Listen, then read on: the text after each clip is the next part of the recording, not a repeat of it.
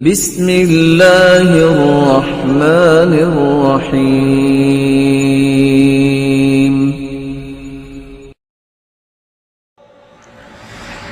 یہ موقع ملا تھا کہ دھوکہ دور ہو۔ جو لوگ کہتے تھے جہاز گاڑیاں نہ ہو تو زندگی نہیں، زندگی ہے کہ نہیں ہے؟ دھوکہ دور ہوا کہ نہیں؟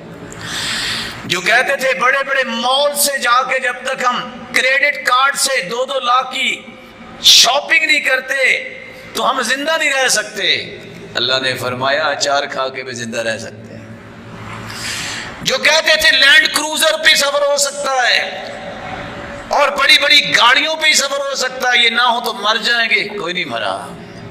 اللہ فرماتے ہیں پیدل بھی چلو گے، انسان چلتے رہے ہیں، یہ دھوکے تم نے اپنے اوپر سوار کیے ہوئے تھے۔ تم کہتے تھے کہ ہمارے پاس وقت ہی نہیں ہے نماز کا، اب اللہ نے کھلا وقت دے دیا، پڑھو نمازیں۔ بس یہ وقت نہیں ہے، قرآن کا مشغولیت اتنی ہے، اللہ نے سارے کھاتے بند کر دیے ہیں کہ تمہارا یہ اعتراض تو میں ایک مرتبہ ختم کر دوں، اب بتاؤ مشغولیت ہے کہ فراغت ہے؟ لیکن اس فراغت کو بھی نعمت سمجھو، قرآن کھول کے بیٹھو، دعا کر لو، ذکر کر لو، اٹھ کے نوافل پڑھ لو۔ اس مصیبت سے جو آپ ہزاروں میسج روزانہ پڑھتے ہیں اور ہزاروں میسج آگے فارورڈ کرتے ہیں، وہ میرے بھائیوں کچھ پیغام اور میسیجز اللہ نے قرآن کی شکل میں بھی بھیجے ہیں، انہیں بھی پڑھ لو۔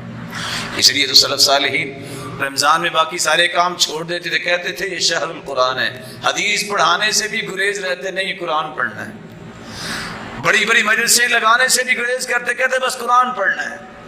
وقت کو استعمال کرو۔ رسول اللہ صلی اللہ علیہ وآلہ وسلم نے فرمایا کہ تم اپنی زبان کا بھی روزہ رکھو، اس سے اچھی بات کہو۔ اور حدیث کے الفاظ یہ ہیں من صام رمضان فعرف حدوده وحفظ ما ينبغي له ان يحفظ منه كفر ما قبله۔ جو رمضان کے روزے رکھتا ہے اور رمضان کی حدود و قیود کو جانتا ہے اور حسب توفیق اس کی حفاظت کرتا ہے، اس بندے کے سابقہ سارے گناہوں کو معاف کر دیا جاتا ہے۔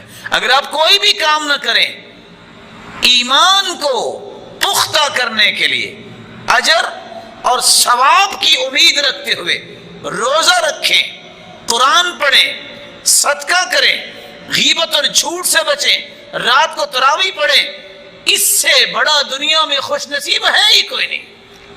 آپ کہیں کہ میں نے کیا کچھ نہیں، آپ نے بہت کچھ کر لیا۔ آپ امید رکھیں ثواب کی، ایمان کے ساتھ روزہ اور تراویح کا اہتمام کریں۔